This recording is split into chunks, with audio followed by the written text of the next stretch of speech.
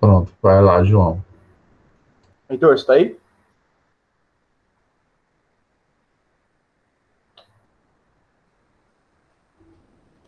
Coloca no modo apresentação, por favor.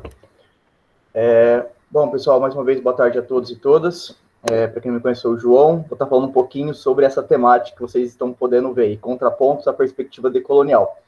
Eu espero que ao final da minha apresentação, da minha parte, a gente continue sendo amigos e tudo mais, tá bom?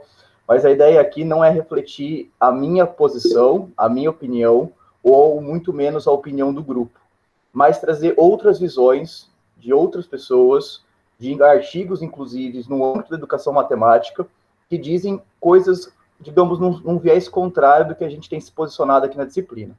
Eu vou tentar ser muito objetivo, porque eu acho que mais interessante do que eu apresentar é a gente debater sobre esse assunto, tá? Então, eu vou trazer algumas propostas aí.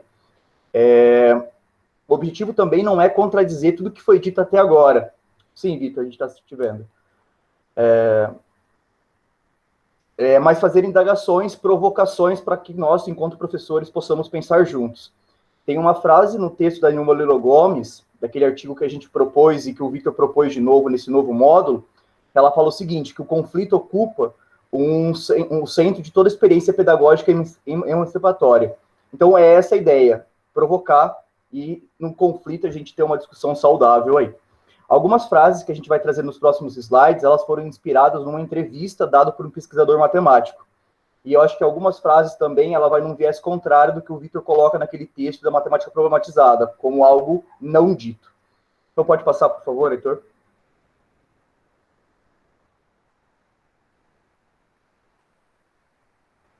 Heitor? Tá, obrigado.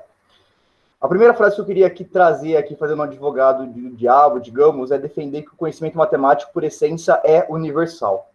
A matemática, como qualquer atividade humana, ela não surge no vazio. Ela é utilizada dentro de um certo contexto. Por exemplo, o Teorema de Pitágoras, que está ali ilustrado ao lado. Ninguém se sabe muito bem quem descobriu o Teorema de Pitágoras, mas tem relatos que antes mesmo de Cristo, na Antiguidade, já se existia esse resultado. Mas ele foi, entre aspas, redescoberto depois, pelo Pitágoras ou pela escola pitagórica. Whatever, tanto faz. O que a essência aqui, com base nessa entrevista, é defender que o Teorema de Pitágoras, por exemplo, ele não é mesopotâmio, nem é grego, nem é francês, nem africano, mas ele é matemático. Então, nessa linha de raciocínio, surge essa frase, que o conhecimento matemático é, por essência, universal. É claro que ele está sendo utilizado em determinadas culturas, de formas talvez diferentes, ou algébrico, ou geométrico, ou com uma tábua, mas ele funciona da mesma forma que ele funcionava na antiguidade, como ele funciona nos termos atuais, aqui em Birigui, aí no Rio. Então, por essa essência, ele seria universal. Pode passar, por favor, Heitor? O que acontece muitas vezes é que mudam-se os materiais, mudam-se os símbolos, mas a matemática utilizada continua sendo exatamente a mesma. Por exemplo, o conceito de simetria nessas obras, tanto nos vasos da antiguidade, da Babilônia, como nos azulejos de Portugal, ou como nos artefatos aí do Pará.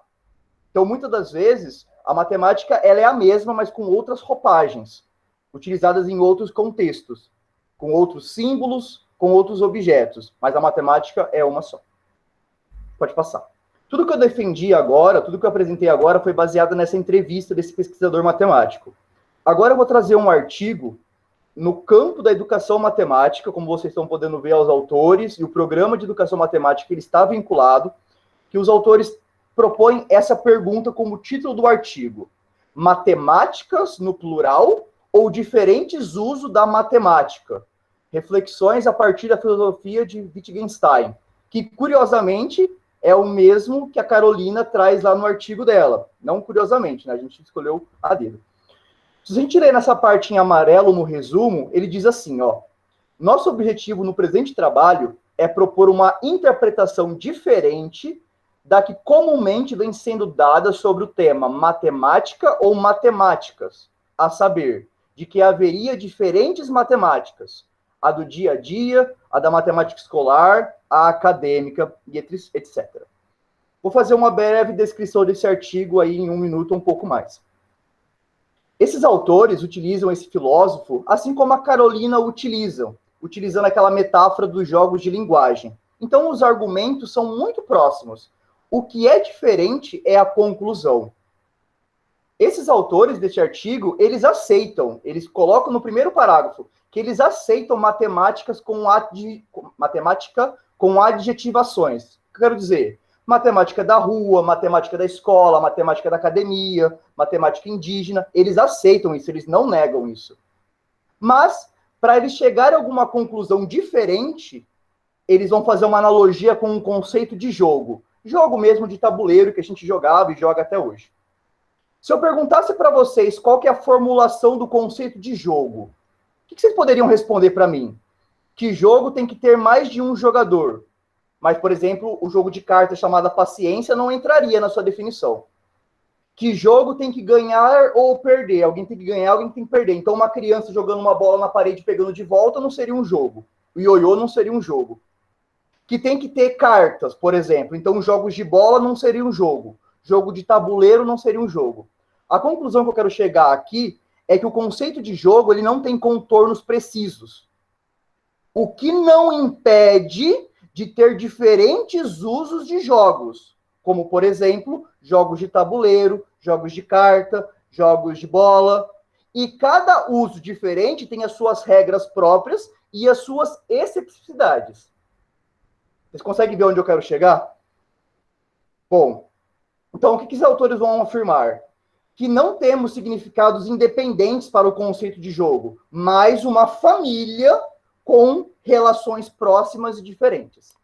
Então, para essa visão, nessa analogia, para esses autores, não faria sentido falar jogos com S no plural, e sim jogo, um conceito. Da mesma forma, e aí caminhando para a conclusão que eles trazem no final, não faria sentido ou não teríamos várias matemáticas ou matemáticas independentes. O que temos é vários usos que se cruzam. Ou seja, a matemática acadêmica tem as suas relações com a matemática escolar, que tem as suas diferenças com a matemática indígena. Então, a conclusão dos autores é a seguinte: continuaremos falando de matemática do cotidiano, matemática da escola, matemática da universidade, da mesma forma que falamos jogos de tabuleiro, jogos de cartas, jogos de bola. Mas todas essas matemáticas, com adjetivações, formariam a matemática no singular. Ao contrário do que o texto da Carolina faz, com uma escolha política, de chamar matemáticas com S e o S maiúsculo. Esse artigo, depois a gente pode passar referência para quem quiser ler e aí se colocar. Pode passar, Heitor, por favor? Fábio, se você quiser falar, eu fico feliz de ouvir. O que é curioso, assim, esse ano saiu até um artigo meu com as professoras dos anos iniciais, Vitor, né? Que são uma análise das relações entre jogos e a competição do ensino da matemática. Uma questão de mediação. Então, assim, a gente também escolhe politicamente chamar de jogos, né? Mas é político também, assim, essa questão de achar que o jogo não é uma coisa, né? Assim como a matemática também para a gente não é uma coisa. E assim também como há uma diferença enorme entre você jogar e competir, ou seja, é uma questão também da mediação que você vai propor. Que coisa curiosa, cara, você trouxe isso aí, assim, tá bem no artigo que saiu esse ano. Com as meninas lá de onde eu fiz pesquisa, Vitor. Não é um dos artigos da tese, mas é um dos artigos que deriva da pesquisa, porque eu estava lá imerso lá no universo delas. Muito legal. Aliás, se alguém quiser ler depois, eu disponibilizo. Manda lá no grupo, Fábio. Pessoal, então, lembrando que eu estou fazendo contrapontos à fala matemática universal ou alguma coisa assim, matemática decolonial. Aqui eu vou sair da minha bolha e vou fazer só um parênteses na minha fala. Um artigo que a gente encontrou e que eu li e que vai numa linha diferente do anterior é esse, e dá para perceber pelo título dele. O fim do encanto da matemática universal. A aprendizagem da matemática a partir de uma perspectiva pós-estruturalista. Esse artigo está no âmbito de educação pura, mas ele vai num sentido contrário e vai mais próximo do que a gente está defendendo e debatendo aqui na disciplina. E eu acho que esse artigo ele lembra uma frase ou um fragmento de um dos artigos que a gente leu também para pensar nesse seminário, mas que a gente não propôs para vocês lerem, que é o artigo da Gabriela Barbosa. Aquele artigo daquela referência que o Vitor traz no artigo dele, que foi lá nas comunidades de Maricá, nas comunidades indígenas. Então eu trouxe até ali em cima. Romper com essas noções matemática, que a matemática é universal e neutra, não é uma tarefa simples, uma vez que ela não se constrói nas vivências escolares, mas também fazem parte do senso comum. Então, esse artigo vai nessa direção e ele contrapõe, né, o que eu apresentei anteriormente. Então, volto para minha bolha aqui na minha defesa de advogado e para defender contrapontos à perspectiva decolonial. Pode passar, por favor, Arthur. Bom, uma frase também que aparece nessa entrevista é essa, que em matemática devemos ensinar matemática. E eu vou ler um fragmento dessa entrevista para a gente talvez depois debater. Quando nós dedicamos a discutir se a matemática contribui para a discriminação racial, ao invés de ensinar matemática, impedimos que os nossos jovens e crianças das classes mais desfavorecidas tenham acesso a esse conhecimento que pode abrir as portas da progressão social, a qual todo mundo tem direito. Mas tem que aprender a fazer conta. E a gente segue insistindo nessa dicotomia de ensinar sociologia ou matemática. O melhor instrumento para combater a desigualdade é o acesso ao conhecimento. Eu acho que nesse slide eu tinha me preparado para trazer uma fala que vai ao encontro do que a gente estava discutindo de gabaritos fechados. O texto da Carolina traz um exemplo maravilhoso, mas aqui eu quero me contrapor, que é a questão de se eu tenho 10 peixes e eu tenho que emprestar 3, eu fico com quantos? A resposta naquele contexto é ficar com 13, porque quando a gente empresta 3, a gente ganha em dobro. Isso está no artigo da Carolina. Mas se a gente vê a matemática eurocentro, a resposta desse problema seria 7. 10 menos 3, 7. Se o meu aluno vai fazer uma prova de avaliação externa, como um PISA, um ENAD, um ENEM, qual é a resposta que vai estar lá? O 7. E se eu fosse um professor que ainda apresentasse outras matemáticas, como o texto da Carolina, que a resposta poderia ser 13 em outros contextos, nessas provas fechadas, ainda a resposta continuaria no sendo 7. Eu não teria que me posicionar que uma matemática, entre aspas, é mais correta do que a outra? Com qual sentido? Para confundir o aluno, que tem 2 respostas, mas no vestibular é uma só? Pode passar, por favor, Heitor. Uma coisa que a matemática acadêmica tem, uma das lógicas possíveis é a lógica binária, que alguma afirmação é certo ou é errado, que é verdadeiro ou falso. Eu sei que tem outras lógicas possíveis, mas essa lógica binária de que é certo ou errado, que é verdadeiro ou falso, que é ou não é, tem um nome, que chama princípio do terceiro excluído, que não existe um terceiro caminho, ou é ou não é. Quando a gente vai para o texto da Carolina, quando ela traz a palavra ou a expressão pós-colonial, ela traz uma nota de rodapé. E ela usa esses termos. Usaremos o pós para nos desobrigarmos a optar entre 2 alternativas em oposição. E ela até fala que a gente não quer o pós como uma negação, nem um pós como algo temporal, que vem depois. Mas pensamos num pensamento mais matemático acadêmico, mais hierárquico, mais formal. Como eu posso pensar nessa terceira via se na minha cabeça eu considero o princípio do terceiro excluído? Que uma coisa é ou não é. E que o texto da Carolina propõe uma terceira via, um terceiro caminho. E lembrar que esses professores também vão dar aula na licenciatura. E essas concepções vão ser, entre aspas, emergidas para os licenciados. Pode passar, por favor. E aí eu vou encerrando a minha fala, porque eu acho que o debate é mais interessante do que a minha própria fala, que quando a gente tenta, por exemplo, esse é um jogo de origem indígena, chama jogo da onça ou jogo da dugo. E podemos tentar buscar matemática nele, por exemplo. Mas na tentativa de evidenciar outras matemáticas no plural, isso não reforçaria a ideia de que a matemática está em tudo? E não é isso que a gente quer? Ao tentar buscar a matemática do índio, a matemática do indígena, dos povos originários, dos africanos, a gente não está buscando a matemática em todos os lugares, não reforçaria implicitamente a ideia que a matemática está em tudo? E digo mais, o nosso currículo tem uma questão temporal, de tempo. Eu não conseguiria trabalhar no sistema de numeração todos os sistemas de todos os povos. Eu posso trazer o maia, posso trazer o grego, o árabe, mas algum povo vai ficar descartado. Algum povo vai ficar invisibilizado, porque eu não vou conseguir trazer todos esses. Então, mesmo que eu tente trazer alguma matemática, não ficaria de fora, não ficaria invisibilizada. E aí, com todas essas perguntas, eu passo para o próximo slide, para a gente debater, que eu acho que é a parte mais importante, que é possível provocar tensionamento nas visões apresentadas anteriormente com vista à formação de professores? E aí eu gostaria de ouvi-los, os contrapontos, os consensos, e eu acho que o mais importante nessa parte da apresentação é o debate, é um confronto. Eu não tenho repertório nem armadura para debater tudo isso, mas eu acho que vale a provocação. Claro que tem. E aí, quem quer falar primeiro?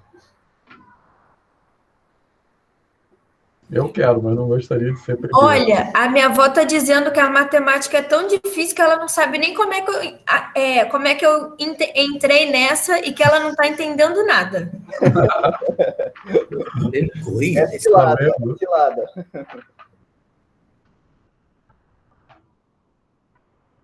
Karen, por favor. Eu ia falar, acho que sobre o penúltimo slide aí, né? O da matemática está em tudo, né? Eu acho que quando a gente fala a matemática está em tudo, também já está implícita a ideia de que existe uma matemática e que a gente está procurando essa uma matemática em tudo.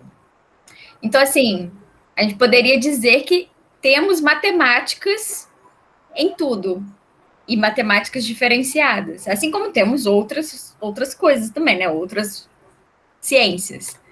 Eu acho que o problemático aí é, primeiro, né, ter essa ideia de universalidade da matemática aí no singular, né, em relação a outras ciências, a outras epistemologias, e aí também no sentido de que essa matemática única é que respalda esse olhar de procurar essa matemática em outras formas de vida, né?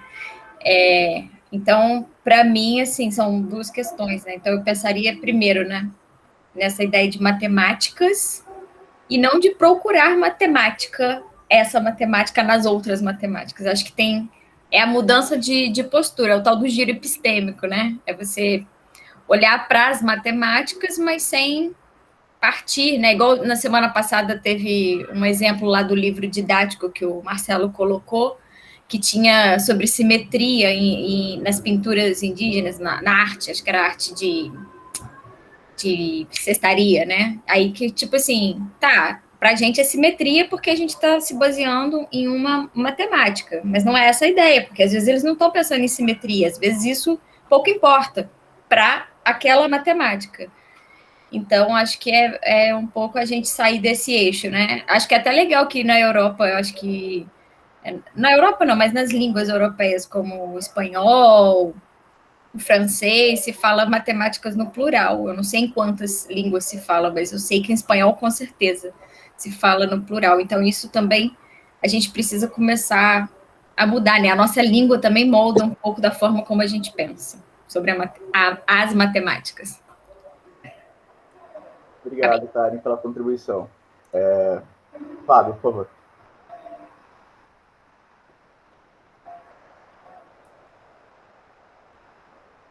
Fábio, tá aí? Acho que ele está congelado. Podemos só passar para o Vitor, então. Depois o Fábio volta. A internet dele estava meio ruim, que ele falou. Depois ele... A minha também. Vai estudar matemática, que é bom. Fala. Já falei. Fala um beijo. Beijo. Beijo. Beijo para a senhora. Ai, eu viro. Então, a gente pode perguntar, matemática é difícil, aproveitando a voz da Alessandra. Então, mas quer dizer, várias coisas para falar, vou falar algumas para não monopolizar. Bom, primeira coisa que eu quero falar, assim, eu não tenho nenhum apego por matemática no plural ou no singular, tá? Na verdade, eu acho que isso não é muito, para mim, uma questão importante, assim. Então, mas além disso, quer dizer, vou tentar explicar por que eu acho isso. Mas, além disso, algumas coisas importantes. Quem fala acho que a primeira coisa em relação a esse artigo desse matemático que o João citou é que quem fala alguma coisa fala de algum lugar e está falando com alguém que também está em algum lugar.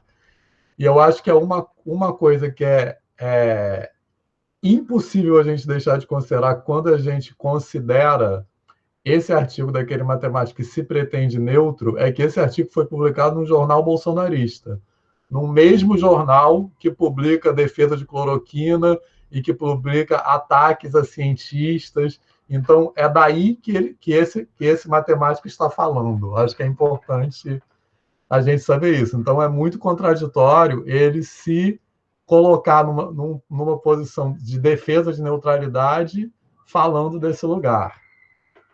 E eu acho que a questão, assim, pegando algumas das questões, né,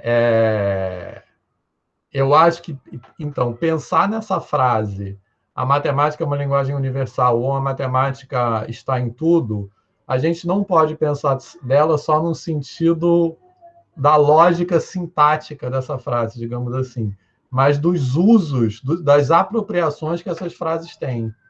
Então, acho que quando eu gosto de enfiar porrada nessa frase, eu gosto mesmo, é porque ela produz um sentido do que é tudo, de que universo é esse.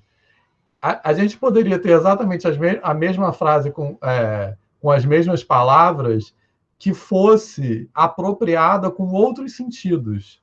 Mas a minha crítica a essa frase é que ela é frequentemente associada a um sentido que essencializa uma única forma de entender o mundo e entender a vida. Então, e esse sentido é mais ou menos como se e assim, aí já pegando o que eu falei, por que eu acho que não tem problema usar matemática no singular? Porque existe algo, uma delimitação epistemológica, lá o que seja, no mundo contemporâneo, que é chamado de matemática. Então, não tem problema a gente reafirmar isso e nem reafirmar a importância disso para as pessoas, etc. Mas a questão é que essa frase, a matemática está em tudo, a matemática é uma linguagem universal, ela produz uma ideia de que a matemática é algo que está a priori na natureza e que a tarefa das pessoas é traduzir essa linguagem que é intrínseca da natureza. E eu acho que esse que não é o caso. A matemática, essa matemática que a gente pode chamar no singular ou no plural, é uma construção culturalmente situada e que é uma forma de entender a natureza, assim.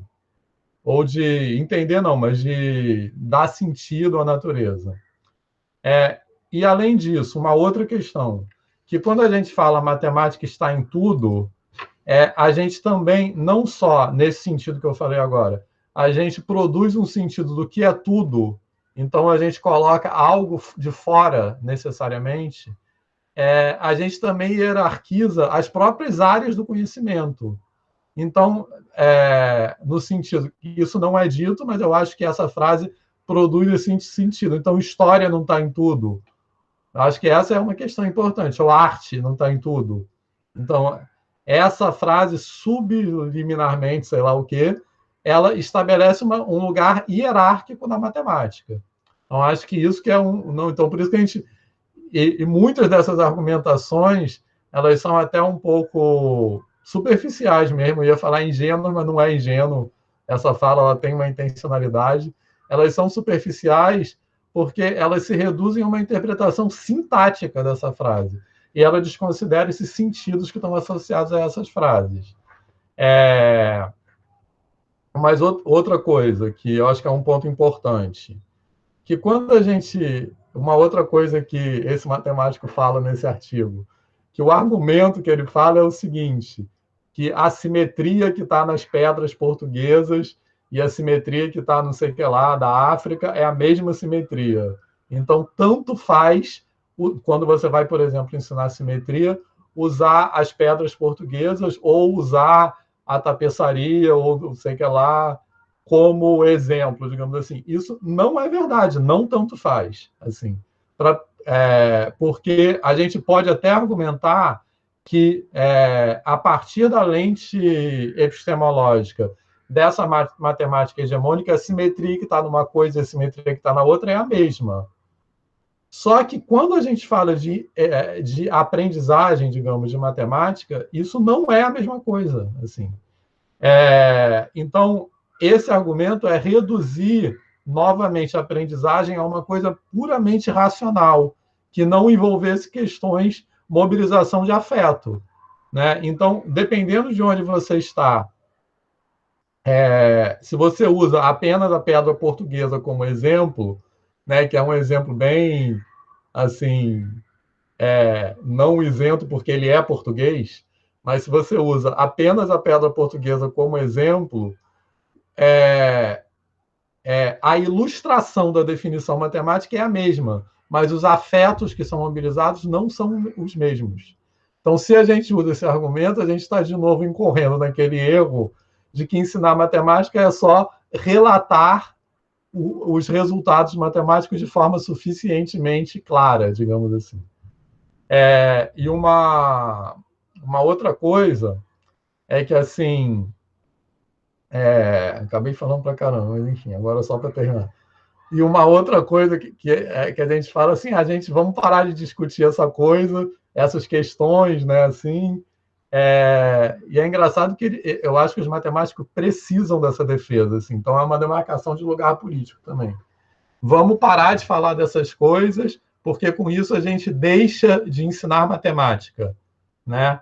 Essa dicotomia é completamente falsa. Isso aí é quase que um devaneio, né?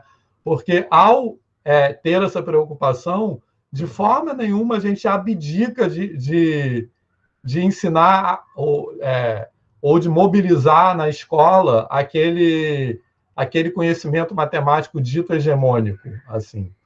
Isso me lembra também quando a gente sofreu aquele primeiro ataque bolsonarista aqui no programa e a discussão no Facebook, né, tinha pessoas que falavam assim,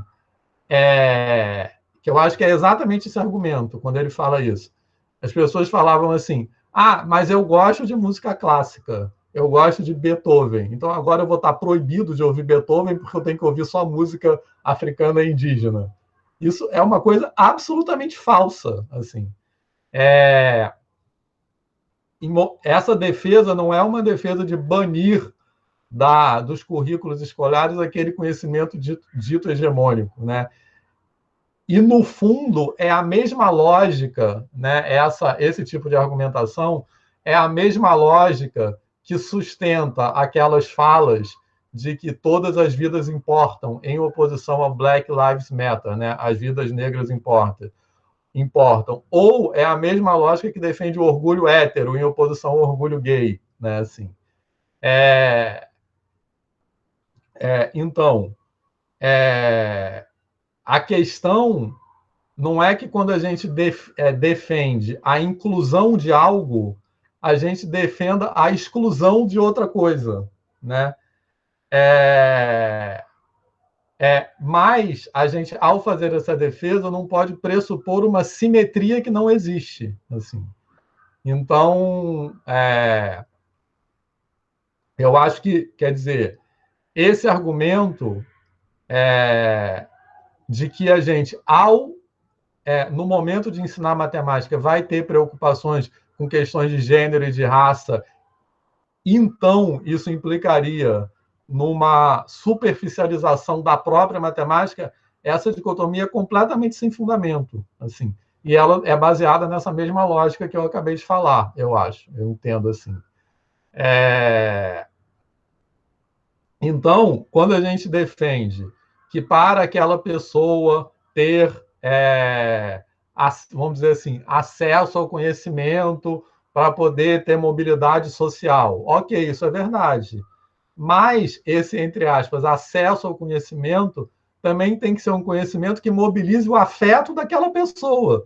Senão, o efeito vai ser o inverso, vai ser se excluir mais ainda, vai ser a escola institucionalmente dizendo para aquela pessoa que aquele conhecimento é um território no qual ela não é, a entrada dela não é permitida, né? Então, o reconhecimento dessa não neutralidade é isso. Não é a gente superficializar o conteúdo, né? Mas é entender que é um conteúdo que tem que ter sentido, tem que mobilizar afeto para aquela pessoa. Então, acho que basicamente as primeiras coisas são essas. Vitor, antes de eu começar a falar, você tem que me citar, porque sempre que você fala isso, você vai citar o Fábio.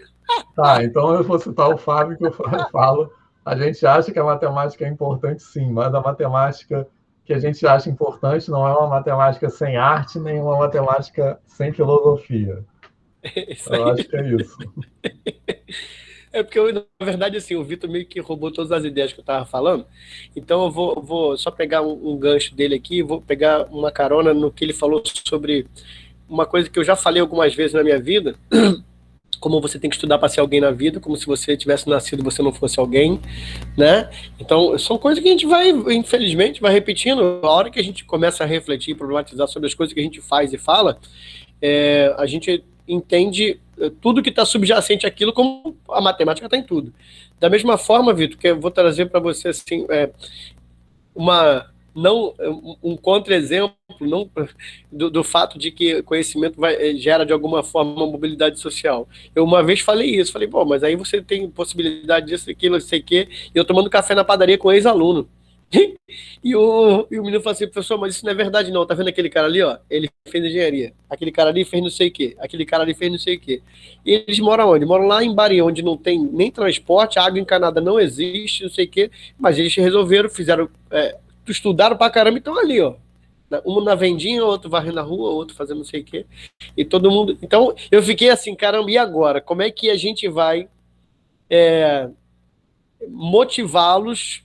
Porque o problema todo é esse também, assim, não é só escola, a gente também tem que entender isso também, sabe, enquanto professor, que não é só escola. Se não é só escola, então eu não estou também pensando que o conhecimento vai dar a ele a mobilidade social, mas que eu tenho que fazer, pelo conhecimento e pela minha atuação, pela minha mediação, pela minha referência, fazer com que eles sejam motores dessa mobilidade social. De alguma forma, eles têm que participar da vida deles para... E é isso que é muito difícil, às vezes, a gente chegar e falar para o colega que ele não está lá, o aluno não está indo para a escola para aprender a fazer prova. Isso é muito difícil, ainda mais com a gente que é de matemática, sabe? Eu falo assim, cara, então o que a gente faz com quem não passa na prova? A gente joga fora? Então, assim, tem vaga para todo mundo? Se tivesse vaga para todo mundo, eu falo assim, beleza, então a gente tem que preparar todo mundo para fazer prova. Mas essa história tem que mudar, inclusive, e eu não sei como a gente vai brigar com isso em termos de narrativa e discurso, inclusive de uma forma geral, com escolas privadas, porque a gente não pode aceitar que escola seja preparatório para fazer prova. Então, isso é muito complicado. Né? Porque se a gente aceita que toda escola tem que ser preparatória para fazer prova, e aquela escola é melhor porque a prova não sei das quantas, a escola pública então é ruim. E isso também não é verdade, por exemplo, porque eu, por exemplo, eu tenho todos os anos, 20%, 30% dos alunos passando em algum concursozinho. Olha só, mas isso por quê, cara? Porque quem quer se preparar, quem pode se preparar, quem consegue se preparar, vai se preparar e vai ter apoio meu, da escola. Mas, cara, não é a verdade de todo mundo. Não é verdade também que o acesso vai dar essa mobilidade. Eu queria pedir só para o João, eu peguei esse gancho do Vitor, que não era nem isso que eu ia falar. Eu ia falar da produção de sentidos. Pega aquele negócio da geometria lá, que você botou lá no início, dos vasos marajoaras. Bota lá.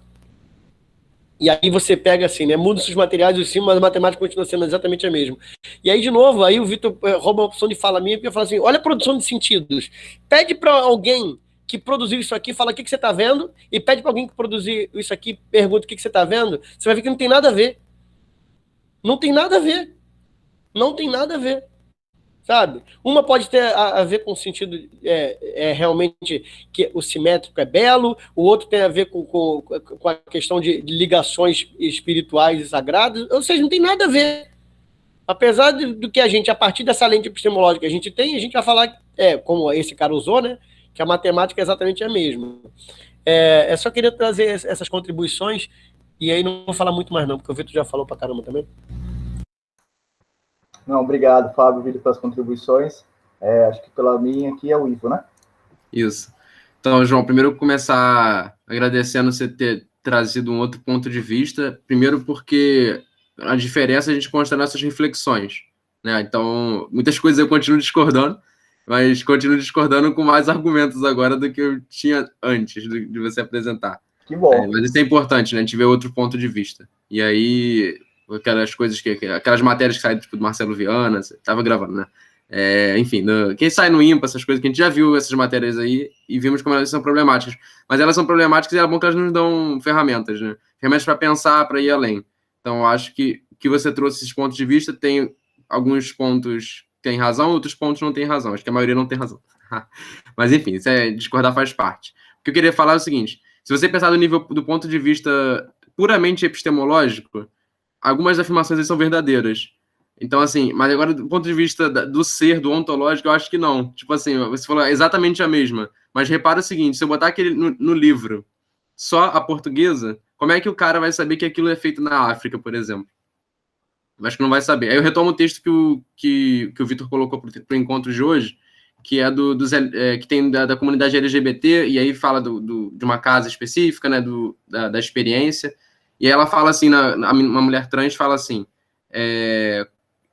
a gente não quer ensinar o filho as crianças a beijarem, nada disso. Quer saber que eu exista, que eu seja uma possibilidade para ele, né? Que aquilo seja uma possibilidade para ele. O íntimo, ele vai descobrir isso no íntimo, mas ele tem que saber que é uma possibilidade.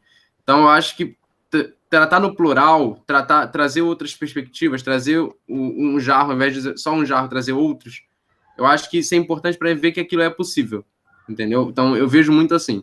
E aí, eu acho que conversa muito com os dois textos, tanto esse do LGBT quanto do caso do livro didático das representações negras nos livros, né, e indígenas também. Então, eu acho que é importante para isso. Então, eu discordo muito nesse ponto, assim, que eu acho que é importante que se mostre para que se tenha noção de que o diferente é possível. Então, é isso. Acho que por enquanto é isso. Mas foi o que eu pensei. Mas é bom a gente discutir isso, porque isso faz amadurecer mesmo. Essas coisas aparecem. Aqui a gente está num momento muito tranquilo, porque é um momento de uma disciplina, a gente é colega, né, mas aparece, às vezes, sei lá, em qualificação, em defesa, em outro momento que você está dando uma aula, aparece alguma coisa desse tipo, e às vezes a gente não está, não sei se é preparado, mas assim, a gente não está com aqueles argumentos ali, a gente não construiu, não amadureceu aquela reflexão. Eu acho que agora é o momento para a gente amadurecer. Então, valeu, João. Eu concordo, Ivo, com a sua discordância, tá? Eu acho que era esse sentido que a gente queria trazer. A gente está num ambiente que nós nos sentimos muito confortáveis para discutir isso, porque é uma linha de raciocínio, mas num departamento, num colegiado, no nosso ambiente de trabalho, será que a gente sente da mesma forma? Então, exatamente. Era exatamente nessa intuição, nessa tentativa. Vitor, depois Flávio. Então, primeiro, é uma coisa que eu esqueci, que era um pouco isso mesmo, assim, que o João começou a falar dele, mas eu espero que a gente seja amigo no final. Mas o que eu queria dizer é que, de fato, se a gente estiver num ambiente de departamento, eu, por exemplo, estou num departamento de matemática que tem muitas visões agressivas, assim, é muito mais difícil ter essa conversa que a gente está tendo. Mas eu acho que, sobretudo, é importante isso, porque eu acho muito ruim essa política do cancelamento que a gente vive hoje, né? Porque é uma forma de fugir do debate. Eu acho que as pessoas que colocam essas posições têm que debater com elas, não cancelá-las, entendeu? Então, acho que reforçando assim, um pouco o Will falou, acho que é bem importante. E eu queria também... Estamos juntos nisso aí. Isso. E eu queria também retomar uma outra coisa que, ali falando bem agora do meu lugar de fala, uma coisa que eu falei agora há pouco, né, que eu acho que é uma coisa que é importante a gente refletir nessa falsa dicotomia, né, que é essa defesa ao que é feita nesse artigo desse matemático, que o Ivo citou o nome, eu estava evitando citar, mas dane-se, que é assim, que eu acho que isso é logicamente falso, né, que é assim, essa argumentação de que no ensino de matemática nos preocuparmos com questões sociais, raciais e de gênero, então a gente está deixando de ensinar matemática. Isso é falso, assim. E para mim é a mesma lógica, né, usando um outro exemplo, daquelas defesas que a gente vê assim, que o movimento LGBT quer obrigar todo mundo a ser gay. Sabe como é? Eu vejo a mesma argumentação. Assim. Então, é defender algo, um grupo de pessoas, por exemplo, que é oprimido. Então, é uma inversão da lógica, né? Como se você estivesse querendo, ao defender, ao resistir à opressão, você estivesse querendo oprimir o outro, que é o seu opressor. Assim. Então, ou seja, essa lógica... É a opressão reversa. Exatamente. É a coisa do racismo reverso, etc. Né? Ela coloca uma dicotomia que não existe. Né? Assim. E aí,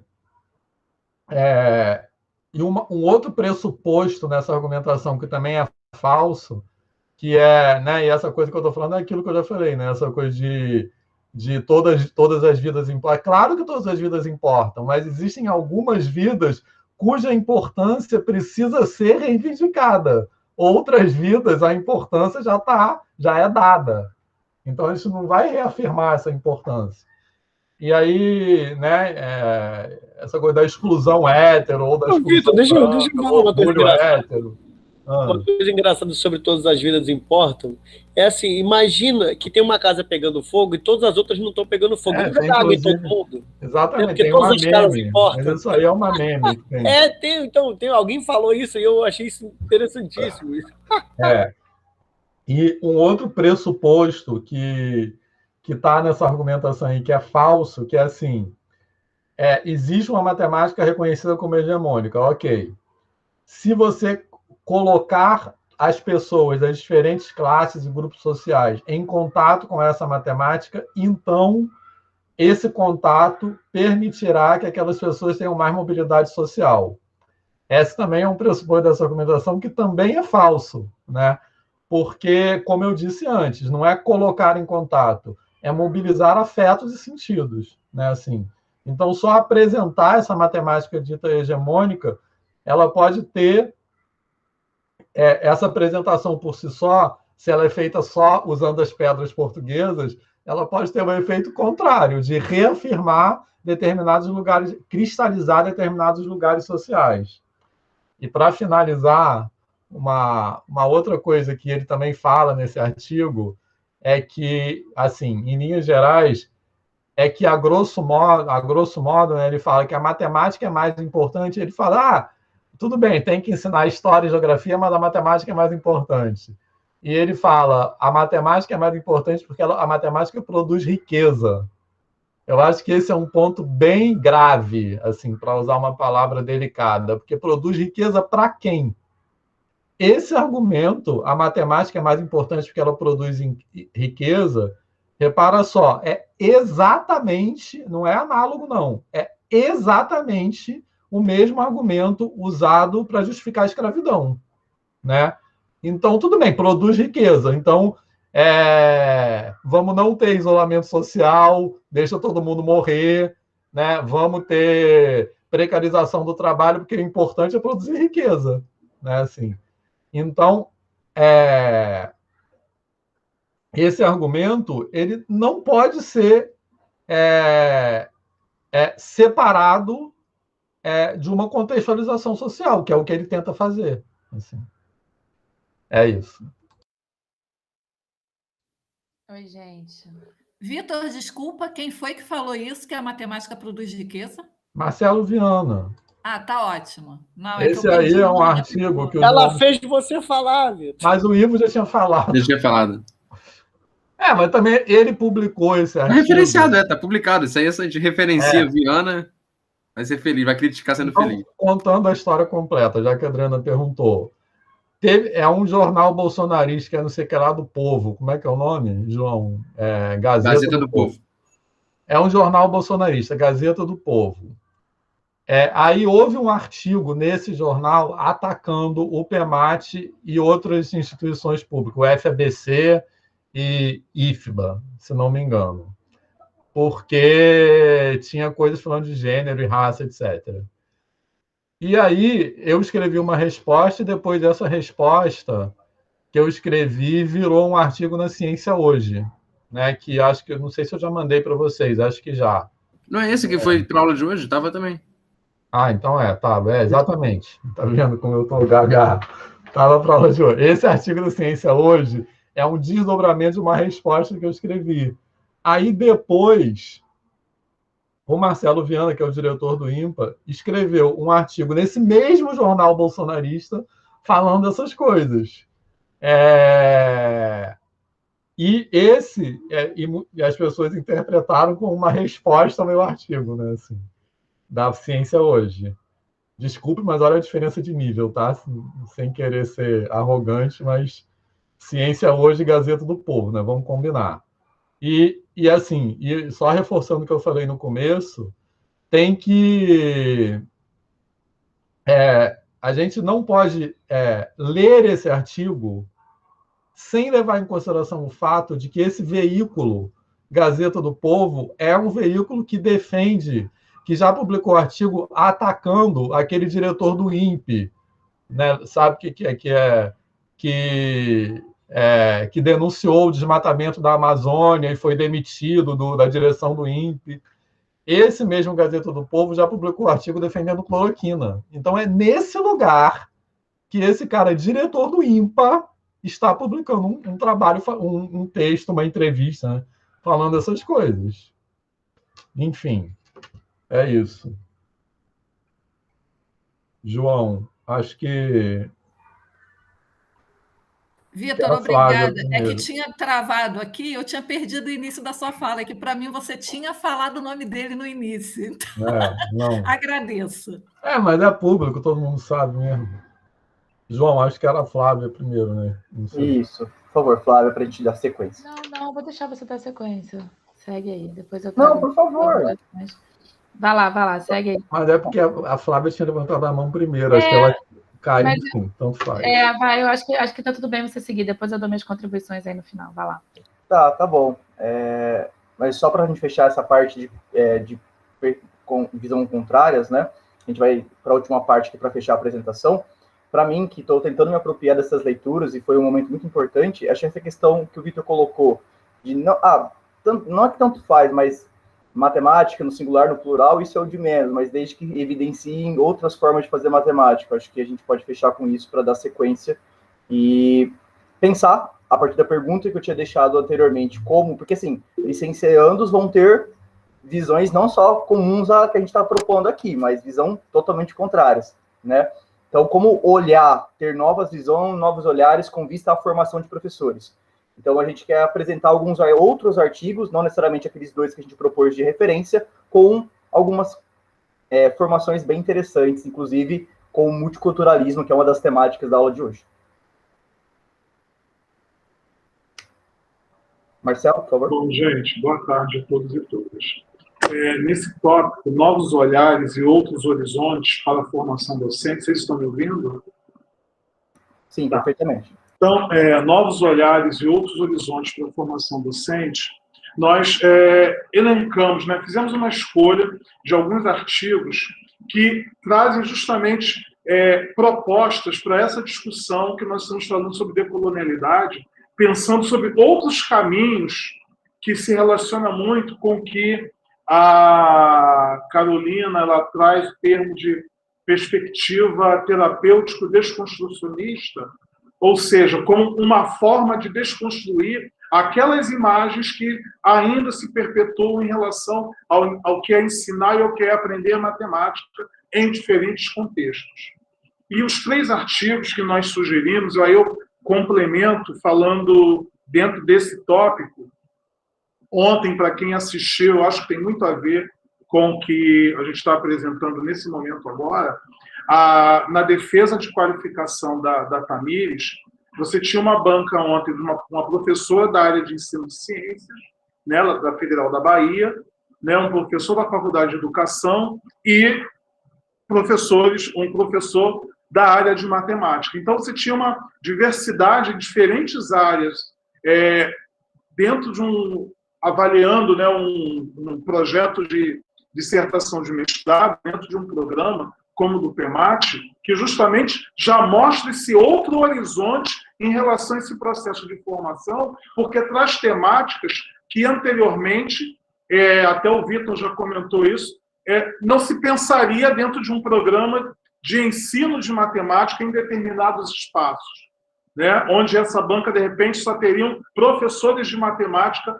participando desse momento. Então, eu vejo isso como horizontes que se abrem nessa perspectiva. E esses 3 artigos, eles apontam alguns caminhos.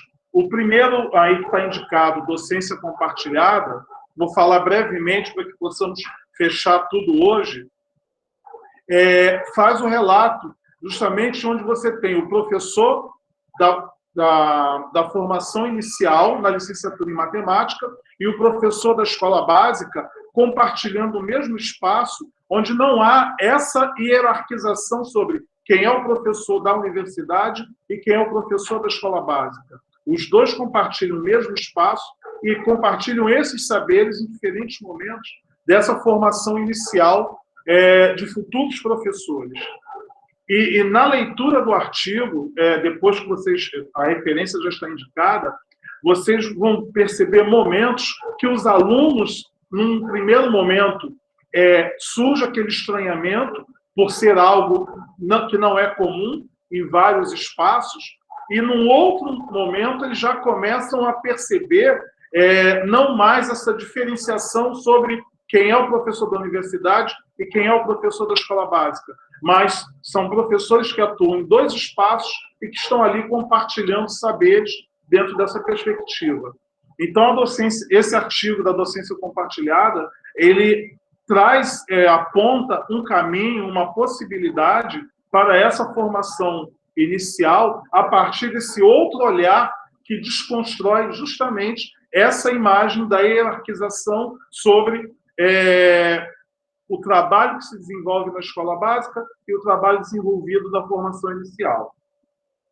O outro texto sugerido, eu coloquei só a temática, o título do artigo não é exatamente esse, mas está lá na referência, mas traz o conceito de matemática problematizada, justamente numa perspectiva de desconstruir determinadas práticas já cristalizadas dentro do ensino, mas pensando que outros caminhos são possíveis nesse trabalho em relação ao ensino de matemática. E várias coisas já foram discutidas aqui, e que o Vitor comentou, tá, gente? Eu estou tentando sintetizar um pouco para tentarmos fecharmos tudo hoje. Então, esse conceito de matemática problematizada justamente chama atenção para que outros olhares, que outros caminhos possam pensar em relação a esse ensino de matemática, de maneira a desconstruir essas imagens em relação de que a matemática ela só tem um roteiro único a ser seguido, né? A questão de que é uma competição, quem tem talento é que vai chegar lá, e é justamente o que esse texto busca desconstruir essas ideias, ok? Mostrando outros caminhos que justamente rompam com as ideias já pré-estabelecidas sobre o ensino de matemática. E o da interculturalidade, que o João vai trazer um exemplo prático dessa realidade, eu vou citar uma fala da Catherine Walsh, porque justamente dentro desse texto ele chama atenção para o entendimento do que significa você entrar em contato com diferentes culturas e entender que a diferença ela não é no sentido da diferença como algo ruim, mas a diferença como algo que faz parte desse contexto e que é possível fazer essa integração. Então, a Catherine Walsh, eu vou ler aqui a fala dela, que está num artigo da professora Vera Candor. Ela entende a interculturalidade como um processo dinâmico e permanente de relação, comunicação e aprendizagem entre culturas em condições de respeito, legitimidade mútua, simetria e igualdade. Então, quando ela traz esse entendimento dela sobre interculturalidade, linka com o exemplo que o João vai trazer, porque traz justamente o tensionamento que existiu dentro de uma universidade, a Universidade Federal da Grande Dourados, que o João vai falar, em relação a uma licenciatura especial que forma professores para atuar em escolas indígenas. Mas o João vai detalhar isso, tá? Só quis abrir caminho trazendo alguns exemplos que se relacionam com essa proposta para a formação inicial. Ok? João, com você agora. Pode passar o slide, por favor, Heitor? Mas, professor, você quer fazer alguma fala antes?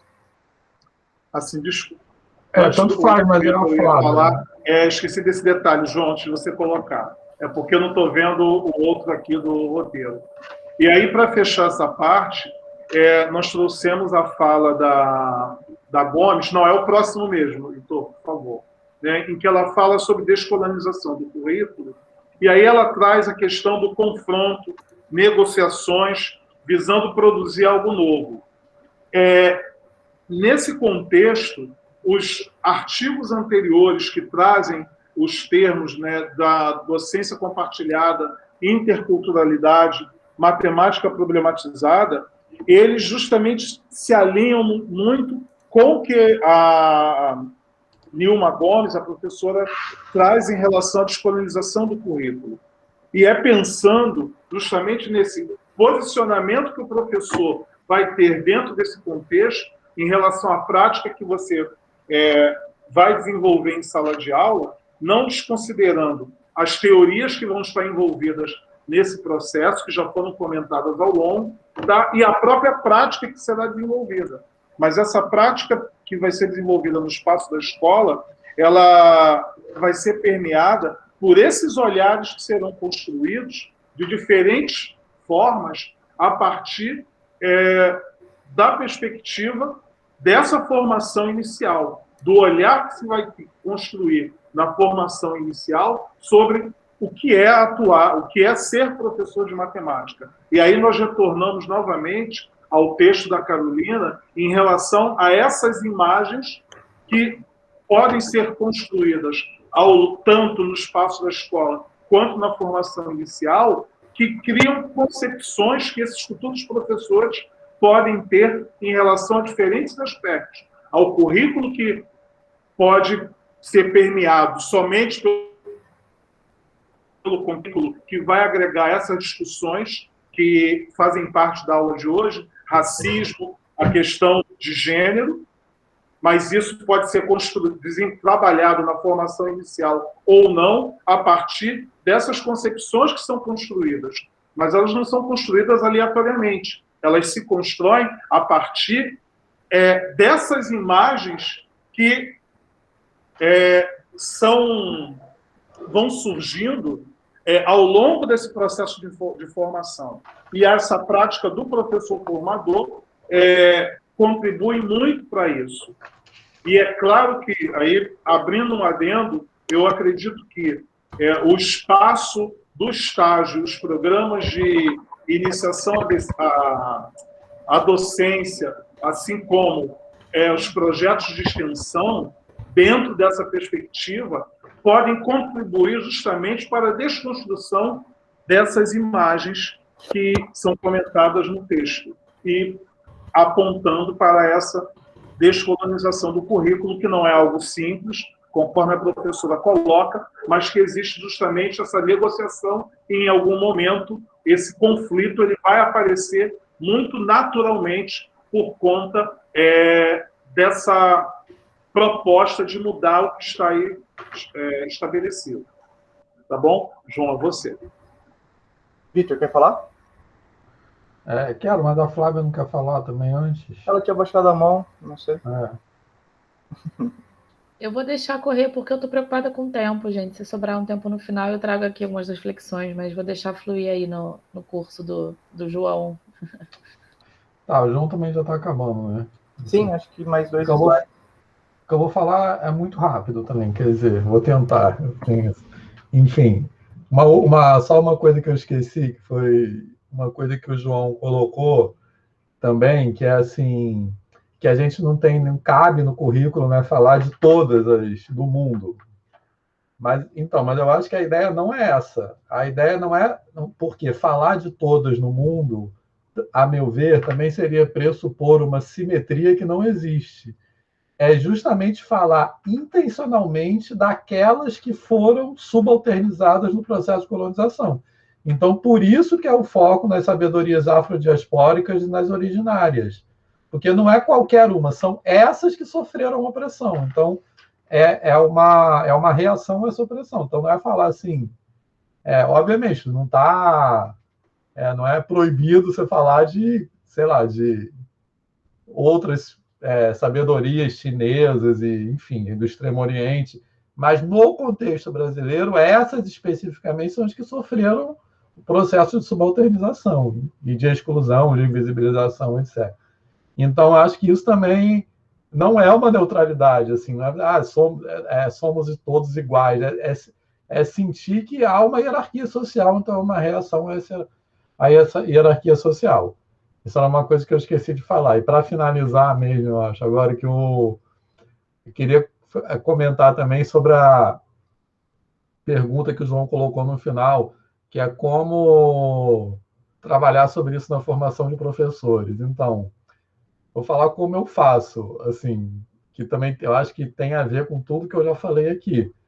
Tipo assim, na formação de professores, eu dou aula de matemática, assim, eu falo sobre o conteúdo, mas eu falo sobre o conteúdo ao mesmo tempo falando sobre todas essas questões. Então, eu acho que uma primeira coisa é tipo assim, essa falsa dicotomia que eu falei, isso não implica deixar de falar no conteúdo matemático, é praticar isso, é fazer isso na prática mesmo. Eu tento fazer isso. Assim. Eu acho que isso fortalece a argumentação, né? Quando a gente faz isso, assim. Então, nas disciplinas de cálculo, análise, tipo assim, eu falo do conteúdo mesmo, só que eu acho que as coisas de fato não são dicotômicas. E com relação à visão de matemática problematizada, que também tem a ver com essa coisa de como falar no conteúdo, assim, até no outro texto nosso, que eu não sei se já foi recomendado aqui, não lembro, que é um texto que chama A Matemática na Encruzilhada. Não sei se ele já foi indicado aqui em algum momento nessa disciplina. Mas que a gente fala do negacionismo. Então, essa questão da problematização é o seguinte, a ciência, mesmo a ciência hegemônica, ela se caracteriza por se autoproblematizar. Nenhuma verdade em ciência é uma verdade absoluta, ela sempre está sub júdice, né? Assim, entretanto, a ciência ela é apresentada na escola de forma dogmática. Então, como se as verdades científicas, mesmo dentro da ciência hegemônica, fossem eternas e incontestáveis. Então, é esse dogmatismo da apresentação das ciências que abre justamente espaço para o negacionismo. Então, ao problematizar, isso que a gente argumenta, né? Ao problematizar a ciência hegemônica, a gente não está sendo negacionista, né? Porque o que a gente argumenta é que justamente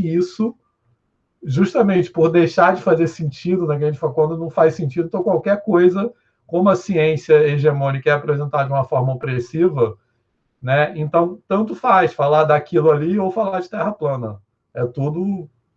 Né? Então, essa visão problematizada, acho que às vezes pode haver essa interpretação, né, de como se fosse uma visão que nega a ciência. Ela não nega a ciência, ela problematiza. Problematizar não é negar. Então, era isso só. Obrigado, professor, por ter respondido. Eu acho que quando a gente fez aquela pergunta e colocou o slide seguinte com os dois temas, decolonialidade, a questão da matemática problematizada e a questão da prática docente compartilhada, acho que já era um viés para a gente tentar responder e pensar nessa pergunta. E uma outra que tinha era da licenciatura intercultural indígena, Teco-Arandu, que é da Universidade Federal de Grande Dourados, que fica no Mato Grosso do Sul. Teco-Arandu seria uma expressão de valorização da cultura em si. E a gente achou legal como esse curso foi constituído e trazer um pouco da linha do tempo dele. Esse artigo é da Zetetiqué, da Unicamp, desses dois autores, e aí a gente vai comentar aí 2 minutinhos para a gente finalizar a apresentação. Esse curso... Oi? Deixa eu gastar aqui. Tecó é modo de viver. Ah, é? Obrigado aí, ó. Inclusive, nesse artigo, Fábio, ele faz algumas traduções de algumas expressões que você costuma fazer também, do homem branco, né? Esse artigo tá bem bacana. Inclusive, foi uma dificuldade no nosso grupo, escolher 2 artigos apenas. Vocês podem perceber que a gente está trazendo vários outros que a gente se baseou, mas a gente acabou escolhendo da Carolina e da Nilma. Então, esse curso, ele surge do seguinte momento. Em 2002, tinha um curso de formação normal, chamado Araverá, e aí esses egressos desse curso queriam um curso de licenciatura, né, pleno em matemática, ou em ciências humanas, ou ciência da natureza, e foi uma demanda dos professores desse curso normal. Então, eles participaram efetivamente, isso o artigo deixa muito claro, da constituição do PPC desse curso. Né? Então, claro que foi ouvido a questão da reitoria, a questão mais, digamos, organizada da universidade, mas esses professores tiveram voz e tiveram vez na constituição desse PPC. Tanto que o artigo deixa explícito que foram eles que levaram esse projeto na mão da reitoria. E por isso que a gente está querendo compartilhar, que é uma outra ótica que geralmente não acontece, né? Como a BNCC, por exemplo, que sequer fomos ouvidos. Então, em 2006, começa de fato a implementação desse curso na universidade, e a ênfase desse currículo, desse projeto, são 2 perspectivas. A primeira seria internalista, que é o que a maioria dos cursos de formação de professores já tem, e a internalista, ou culturalista, perdão, que é valorizar a cultura desses 2 povos, que no caso é o Kaiowá e o Guarani. O grau acadêmico conferido nessa licenciatura é o que vocês podendo ver aí, licenciatura plena em educação intercultural. E aí tem 4 habilitações, que podem ser em ciências humanas, da natureza, linguagens ou na matemática. A modalidade de ensino também nos chama atenção, porque ela acontece na pedagogia da alternância, ou seja, parte das aulas seriam na universidade e parte das aulas são nas comunidades indígenas. E também o tempo de curso é 1 ano e meio de núcleo comum, então todas essas habilidades fazem juntas, e aí depois cada um vai ter as suas especificidades, né, matemática no caso. Chama atenção também a forma de ingresso para esse curso, que ele não é pelo Enem, ele tem um vestibular próprio, e este vestibular próprio valoriza, por exemplo, as linguagens que são desses 2 povos, Guarani e Kaiowá, na forma oral e escrita. Uma outra coisa que chama atenção no PPC, né, que um dos 7 princípios norteadores do curso é a decolonialidade do saber. Inclusive, ela cita a Walsh, né, alguns textos de referência dela, só que eu vejo uma problemática nisso. Na parte do PPC que fala perfil desejado do egresso, fala que esses alunos, o perfil pelo menos, é que voltem nas suas comunidades e atuem lá. Mas tem uma problemática, e aí eu vou ler a própria fala desses professores indígenas. Eles falam assim: em uma função do modelo que está posto, muitos indígenas declaram que, ao retornarem para as escolas, não assumem o ensino das séries finais, do ensino fundamental e nem do ensino médio, pois há um discurso corrente de que essa licenciatura intercultural não os prepara bem para ser professores de lá. Então, falam que esses cargos de professores de ciência, de matemática, são ocupados por professores não indígenas, em geral professores brancos, né? E é curioso ver que a licenciatura teve todo um artefato de preparar um currículo pensado em diálogo com esses professores, mas o currículo da educação básica não mudou, e continua sendo da cultura hegemônica. Então pode passar, Heitor, por favor? E aí eu trago 2 fragmentos para fechar essa parte, que estão nesse artigo. Um é os autores afirmando que, apesar dessa questão desse programa da licenciatura, os programas curriculares da educação básica continuam sendo os mesmos, inclusive das escolas indígenas, do que do restante do país, organizados aí em disciplinas. E outro fragmento que é interessante, que eu acho que dialoga com o texto da Nilma Arilo Gomes sobre a questão de decolonizar o currículo da educação básica, é: o currículo que está ainda implantado nas escolas indígenas contribuiu e segue contribuindo para a colonização do pensamento, a partir das noções de singularidade, objetividade, neutralidade das ciências, do conhecimento, da epistemologia e da noção de que umas pessoas são mais aptas do que outras. Então, por mais que o curso da FGV, da GZD, pensou nesse currículo em diálogo com os professores indígenas, o currículo de educação básica ele não se alterou. E aí levanta a bandeira novamente do texto da Nilma, da necessidade de se pensar e decolonizar os currículos de educação básica. Pode passar, por favor, Heitor?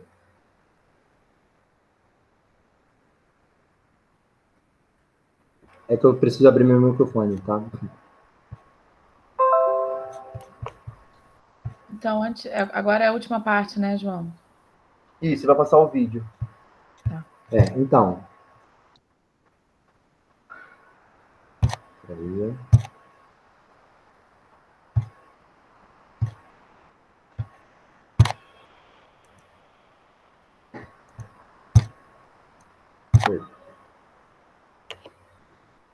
Então, a partir do que foi apresentado, né, a gente considera que uma atitude decolonial, ela justamente busca romper com o universalismo, romper com a visão de uma história única e considera o contraditório como um elemento constituinte de uma da aprendizagem, né, e da própria produção do conhecimento.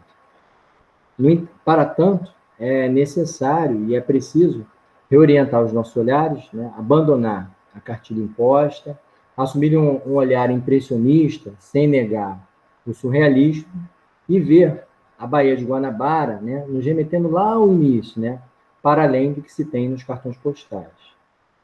E assim, né, romper com os modos que tentam impor o nosso comportamento geral do nosso dia a dia. E por isso, a gente traz, então, né, um vídeo, né, como encerramento e síntese, né, de muitos incômodos e muitos tensionamentos e disputas que o tema é capaz de propor e exige de nós, né, esse movimento de insurgência. Vamos, então, ao vídeo.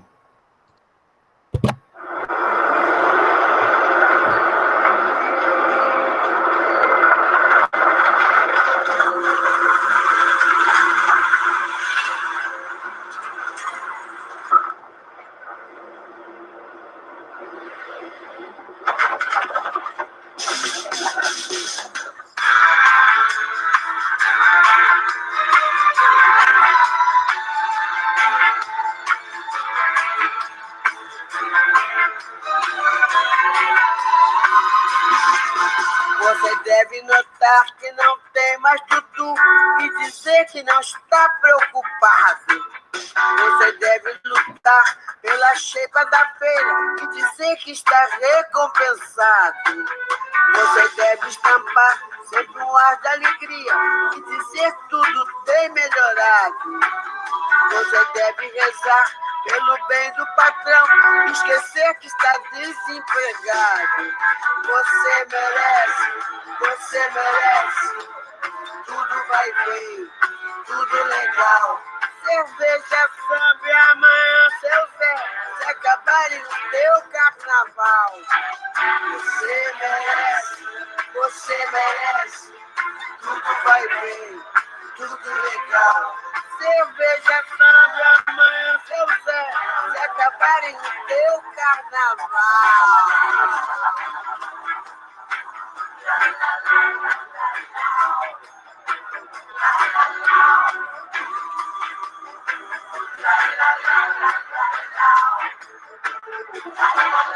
Você deve aprender a baixar a cabeça e dizer sempre muito obrigado.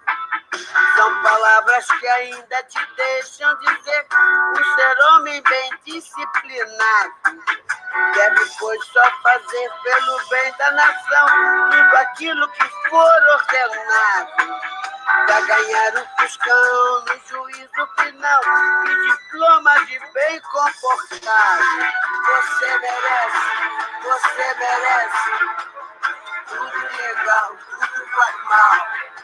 Cerveja, samba e amanhã, José, se acabarem o teu carnaval. Você merece, tudo vai mal, tudo legal. Cerveja, samba e amanhã, seu Zé, se acabarem o teu carnaval.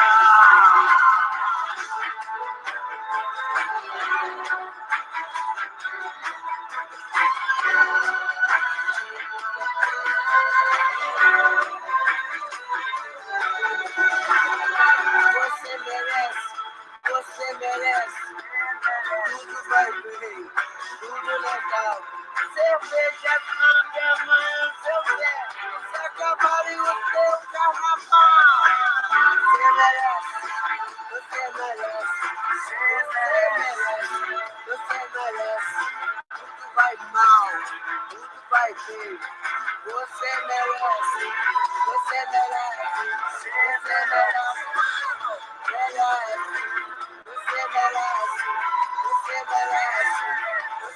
Tudo vai bem, tudo vai muito mal. Mas você merece, você merece, você merece, você merece, você merece, você merece, você merece, você merece, você merece.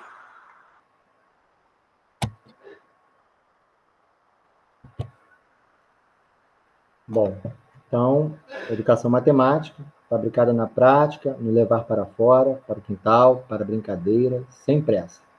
É importante estarmos disponíveis para respeitar, promover e contribuir com a produção de conhecimento, não apenas classificar, selecionar e excluir.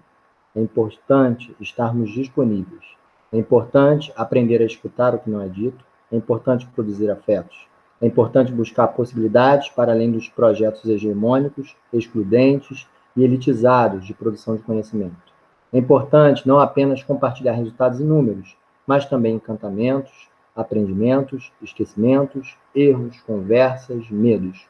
É importante nos colocar em luta, anunciar e nos aproximar. Isso é inadiável. Não façamos matemática sem humanidade, sem intimidade, sem novidade. Vamos repetir, repetir, até ficar diferente, até percebermos que perdemos a tirania e nos aproximamos de uma matemática viva, disponível, acessível e sensível.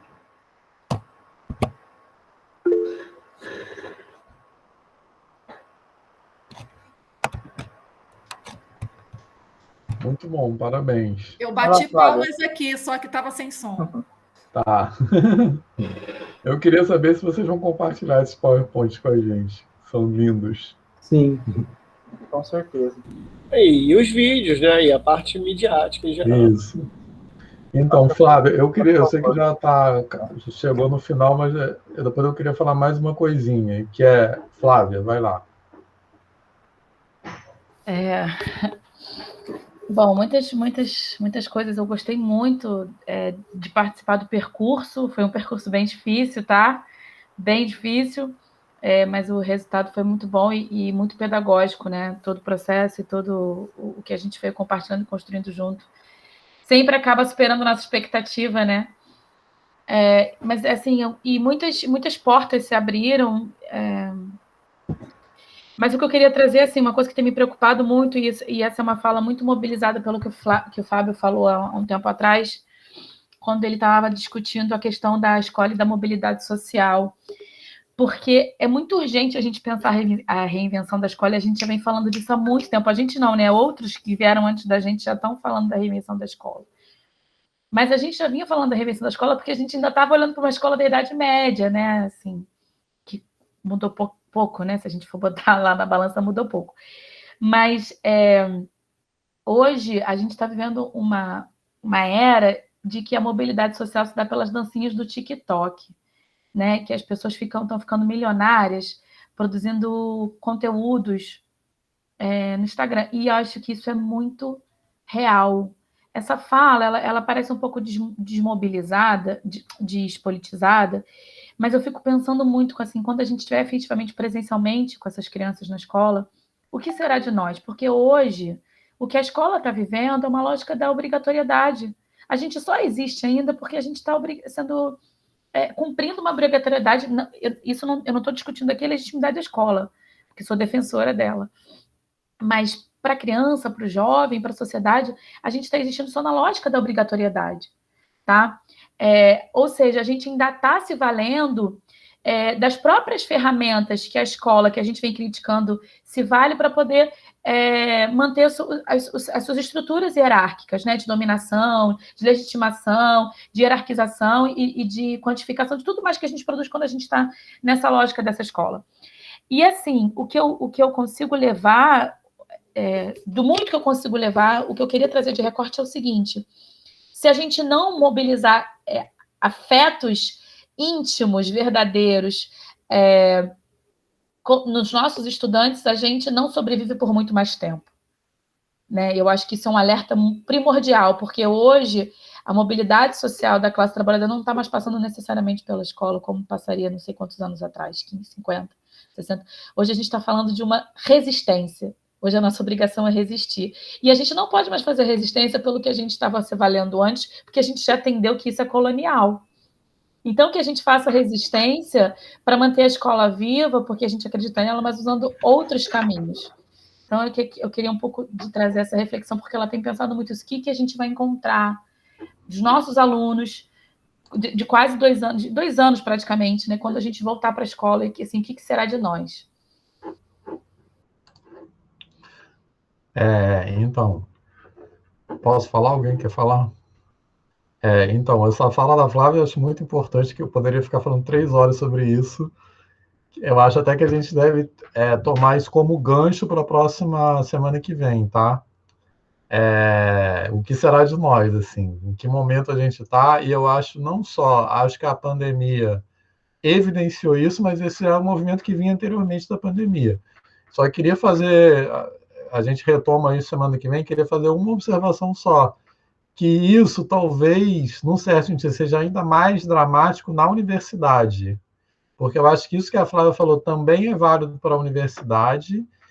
Por que eu estou falando que é mais dramático? Porque eu acho que na universidade talvez as pessoas tenham mais, as pessoas que eu digo, os professores, tenham mais dificuldade de perceber isso que na escola, do que os professores da escola básica, Mas por que eu estou... Assim, eu posso estar errado, tá? Mas por que eu estou falando isso? Porque eu acho que, de alguma forma, os professores da universidade se sentem mais encastelados e mais, assim, invulneráveis, digamos assim. E essa sensação de invulnerabilidade é falsa. Então, e eu acho que os professores da universidade, talvez eu tenha essa sensação porque eu estou dentro da universidade. Mas eu acho que os colegas se sentem muito invulneráveis, assim, essa invulnerabilidade. Então, o que nos justifica? O que justifica existir universidade pública e tal, se a gente não mobiliza afetos? Acho que é exatamente isso que a gente tem que pensar. Na educação básica pública, acho que é muito importante, na universidade também. Enfim. Mas eu queria, só para terminar, então vamos não esquecer disso para a semana que vem, tá? Mas eu queria, só para terminar, falar uma outra coisa, assim, que eu já estava aqui anotado para falar no começo da aula, que é mudando, assim, entre aspas, voltando ao assunto anterior, que é voltando um pouco àqueles 2 textos que estavam recomendados para hoje sobre a questão LGBT, que acho que é uma reflexão importante, até falando da minha própria experiência, que eu acho que tem, por exemplo, um deles, que é o Barros, né, fala muito da questão do estereótipo, etc., e eu acho que tem uma reflexão que essa questão LGBT nos mostra como a escola pode ser um espaço no qual aquelas pessoas não conseguem estar, né? Que certos corpos não conseguem estar. Né? Então, as pessoas, por exemplo, a gente já trabalhou naquele Prepara-NEM, não sei se vocês conhecem, que é um curso preparatório para mulheres transexuais e travestis. E que começou na Lapa, né, com as travestis que trabalhavam na prostituição, e depois a gente fez uma versão da Fiocruz, que depois teve que terminar por falta de verba, enfim.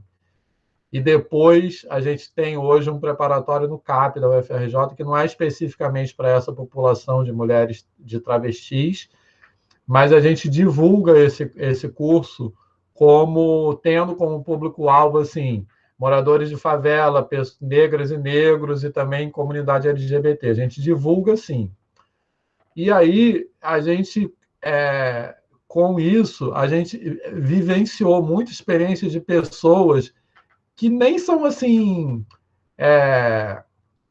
são pessoas de classe média, não são, assim, pessoas que trabalham na prostituição, mas são mulheres transgêneros de classe média que não conseguem ficar na escola, devido ao grau de bullying, etc., né, assim. E algumas até têm apoio da família. A gente viu relatos assim, de mulheres transexuais adolescentes que têm apoio, a família dá todo apoio, mas a pessoa não consegue estar na escola e não consegue ter, enfim, ensino médio. E aí eu acho que tem essa questão, e aí eu queria trazer também o contraponto, o oposto disso, até um pouco aquela música do Raul Seixas, ou Digizeu, que eu disse agora, sabe? E aí eu queria... E isso mostra como a gente não pode essencializar o espaço escolar, né? Como os ambientes escolares podem ser diversos. Porque aí eu queria trazer também, para quem não conhece, a tese do Thiago Ranieri, que é professor aqui da Faculdade de Educação da UFRJ, a tese de doutorado dele, ele trabalha com pessoas LGBT para quem o ambiente escolar era o refúgio, que era o contrário disso. E eu me identifiquei com isso, porque eu venho na minha história, sendo homem gay de uma família, uma parte da família, que era extremamente agressiva e homofóbica, e o lugar que eu conseguia estar plenamente era na escola.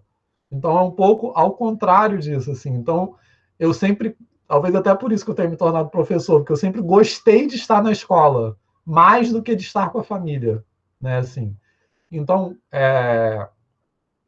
como essa questão é complexa, e eu acho que a gente tem que levar essa complexidade, essa diversidade, essa não essencialidade do ambiente escolar muito em consideração, porque senão a gente acaba, para falar em termos bem simples, assim, dando arma para o inimigo. A gente acaba com um ataque da escola que é muito assim, superficial e acaba sendo injusto.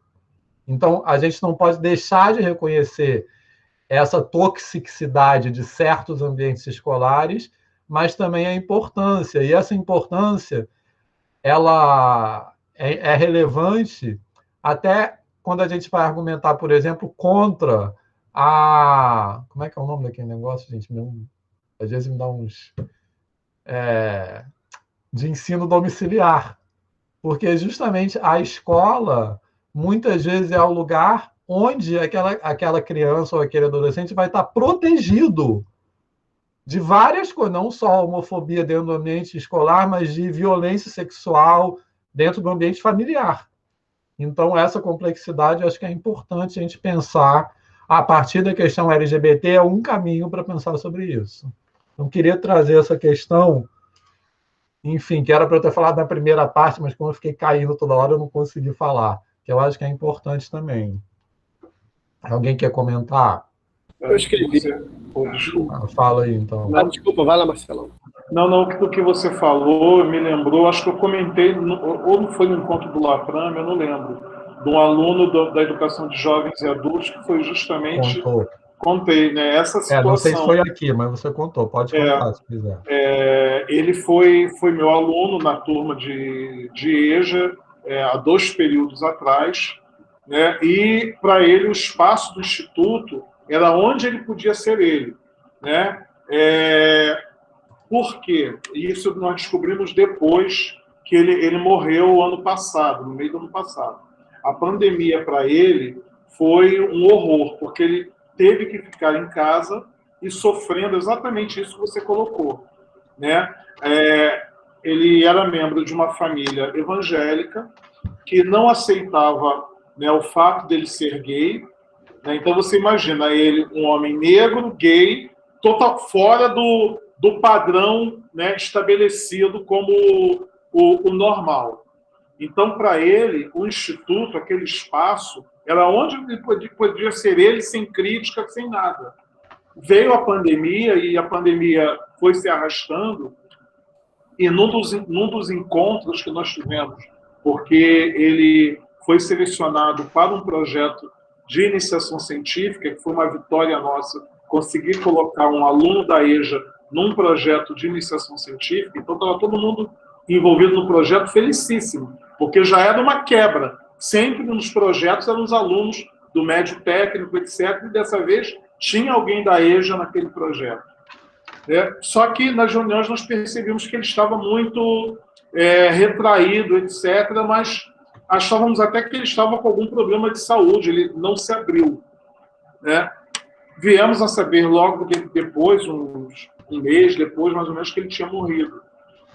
E aí uma aluna da turma me contou, depois que todo mundo se cotizou para ajudar no enterro, que ele não suportou, né? A depressão foi muito forte para ele, porque tinham duas questões: o fato dele ser gay e o fato dele seguir uma religião de matriz africana.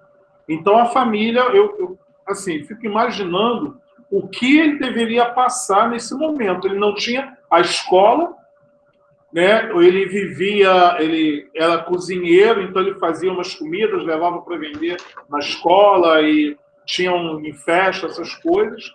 E aí a pandemia tirou tudo isso dele e teve que ficar em casa, né? Então, a partir do que você falou, eu lembrei da história dele, só que ele não resistiu, levaram para o hospital e ele, enfim, infartou. Então, é uma situação muito complicada.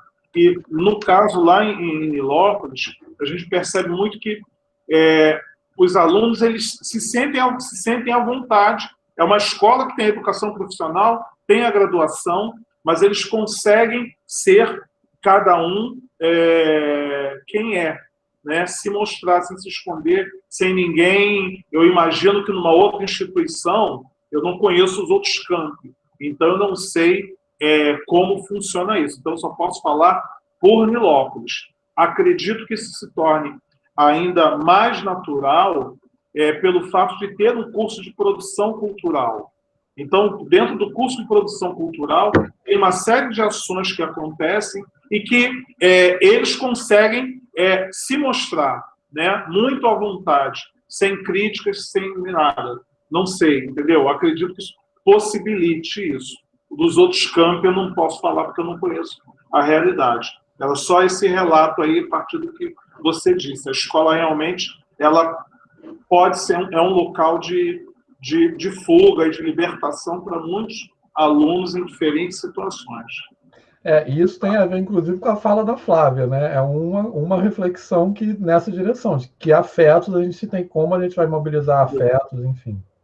Entendeu? E, assim, ele tinha muitos planos pela frente. Quando veio a notícia, triste, né? Foi muito triste. Foi mais ou menos no meio do ano, né? A pandemia estávamos em março, em junho, mais ou menos, eu acho, foi quando ele faleceu.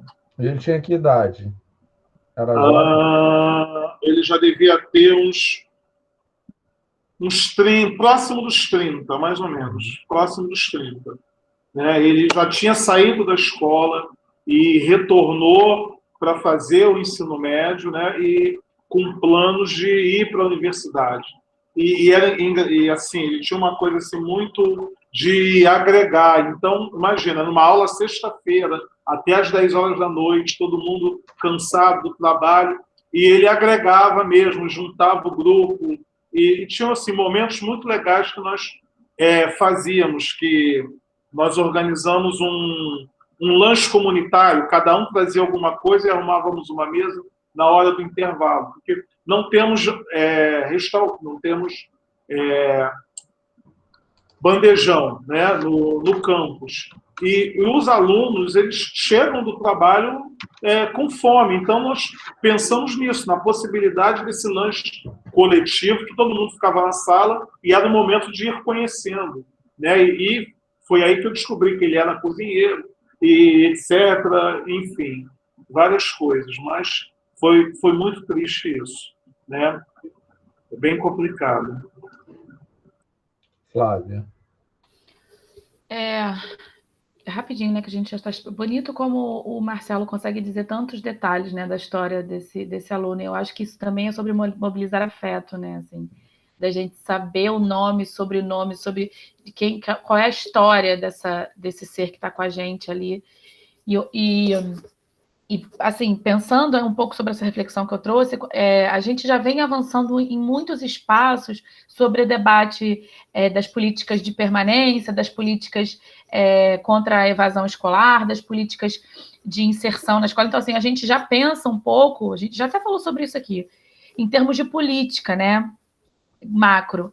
Mas existe uma micropolítica que é muito nossa, e eu acho bonito também, bonito não, acho necessário, fundamental que a gente olhe para essas políticas de permanência a partir desses debates, né? Desse debate racial, desse debate antissexista, desse debate das inclusões das pautas LGBTQIA+, porque é pensar em mobilizar afeto a partir dessas pautas que emergem do chão da escola e que também atravessam o chão da escola.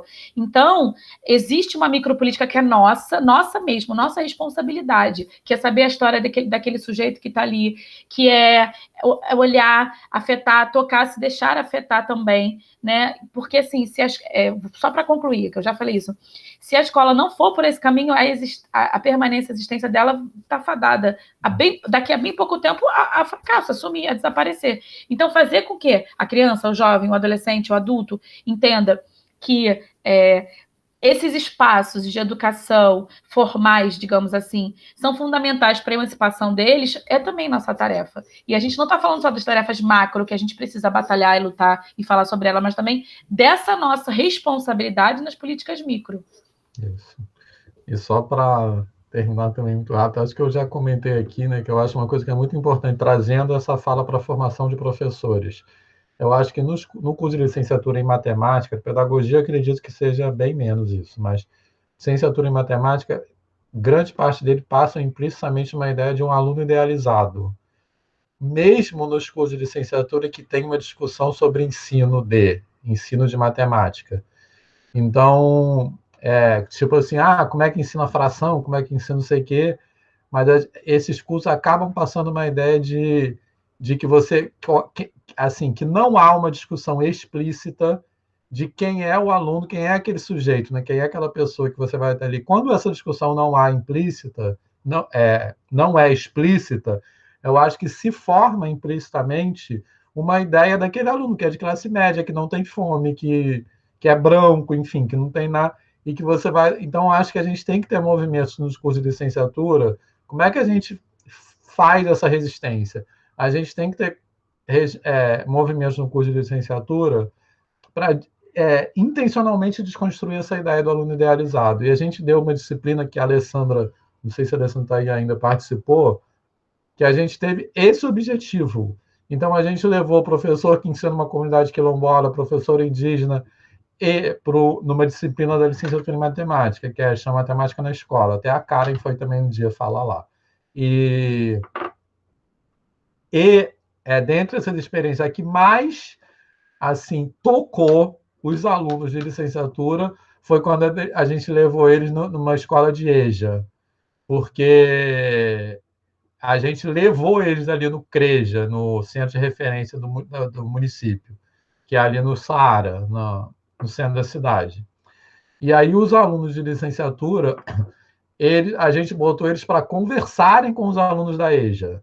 E aí tinha aluno morador de rua, tinha aluno que... várias histórias familiares, tinha os alunos que moravam na Baixada e vinham para o centro da cidade para trabalhar como ambulante ou camelô, várias coisas, e dormiam ao longo da semana na rua, que não era nem morador de rua no sentido de não ter uma casa, mas que não tinham dinheiro para locomoção, então moravam na rua e voltavam sexta-feira para casa.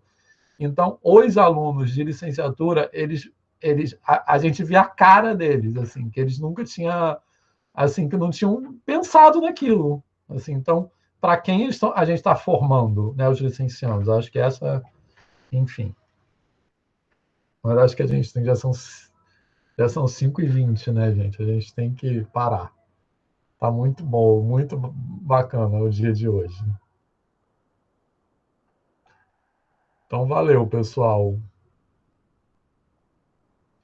Muito obrigado, parabéns de novo ao grupo, foi muito legal. Todas as discussões hoje foram muito provocadoras, né? Assim.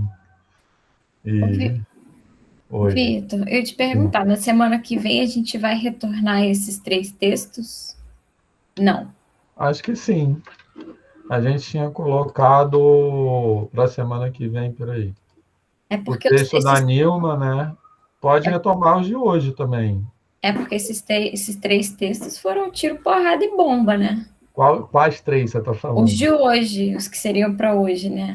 O da LGBT, da questão LGBT, sim. os de gênero, né? Que era... Então, para a semana que vem, estava recomendado da Nilma Lino Gomes e da Vera Candor, né? Que eu acho que a gente até já falou mais sobre eles. E tem esses 2 de hoje, a gente pode continuar falando sobre eles semana que vem. Né? Essa última coisa que eu falei da questão LGBT foi provocado por esses textos, né? Era o que eu queria falar desde no começo da aula. E também o outro, que fala da representação do negro nos livros didáticos. Eu acho que o da Vera Candor e da Nilma Lino Gomes, que são bem bacanas, a gente já acabou discutindo mais, né? A gente pode focar mais nesses 3 semana que vem, talvez. Eu, na verdade, eu gostaria muito. Eu também. Porque meu lugar de fala é totalmente deslocado de tudo isso, né? Então, eu sinceramente, eu tenho condição zero de falar, de opinar, a não ser pela própria análise que o cara faz, e aí eu tenho que dizer assim, olha, respeito e... Não é nem questão de concordar, não. Sabe? É respeitar a análise do Barros, né? E sobre o fracasso escolar, que aí começa a fazer uma pesquisa e de repente se vê no meio da pesquisa atravessada por uma outra parada, isso é muito interessante. Ela faz uma análise que, assim, eu não sei se eu faria daquele jeito. Sabe? Então, para mim tem questões de tema e de metodologia também. Então, assim... Não, calma que eu me perdi. Estão falando de qual texto? Fracasso escolar de meninos e meninas, né? É o Barros. Barros. Não, é o outro. Não. Esse é Marília Pinto de Carvalho. E o Barros, que é da comunidade LGBT. LGBTQI, AP, sei lá. Agora tem uma porção de nome que eu também não sei. Quer dizer, agora eu sei porque quando eu fui fazer o livro eu tive que estudar tudo isso e o autor, o organizador deu um curso pra gente. No artigo parou no LGBT+, né? Eu falei, pô... QIAP agora. Agora tem... Isso. Fazem questão politicamente de colocar. E aí tem esses 2 textos, assim, eu tenho condição, sem brincadeira nenhuma, Vitor, zero. Eu preciso ouvir muito. Sabe por quê? Porque depois a gente vai ter que fazer um seminário sobre isso aí. Eu acho que a gente podia debater eles, assim, eu não vou fazer o seminário não, mas assim, eu confesso que eu tenho questões, tanto teóricas a respeito ali, que igual você falou, escapam muito da nossa prática, e algumas questões de metodologia também que eu fui pensando ao longo, entendeu? Da metodologia da pesquisa mesmo. Isso aí, ela foi atravessada por uma outra questão e ela fez um tipo de análise por aquele método que ela escolheu. Isso, eu tenho condição zero mesmo, assim. Tá, beleza, então vamos continuar ali. Sabe? Podia tentar chamar a Letícia. Letícia, sabe quem é a Letícia que eu tô falando? Que já... pronto, vou chorar. Já com a Letícia. Sabe qual é a Letícia que eu tô falando? Sei. Vou ver se ela pode. Letícia Bala, gente. Isso aí. Real. Letícia é uma professora travesti da Federal do Piauí. Você ouve ela falar 3 horas, assim, que, tipo, parece que ela tá falando meia hora, mas, caraca, só pá, sabe, assim, toda hora. Isso. Maravilhosa. E eu gostaria que voltasse nesses textos por causa disso, porque eu tenho várias anotações. Assim, isso aí, para mim, é me tirar, não é da área de conforto só, não, assim, eu não sei em que lugar que eu tô. Não é nem fora da aula de conforto. Eu tô num lugar etéreo quando eu olho para esses negócios assim, sabe? Tá, beleza. Então vamos continuar com essa discussão. Por favor. Obrigado. Valeu. Então, tchau, pessoal. Muito obrigado. Boa tarde. Tchau, gente. Se cuidem. Cuidem-se. Parabéns ao grupo pelo trabalho. Foi ótimo. Eu bati palma, hein? Obrigado. Beijo, gente. Valeu. Até mais. Tchau. Valeu. Tchau.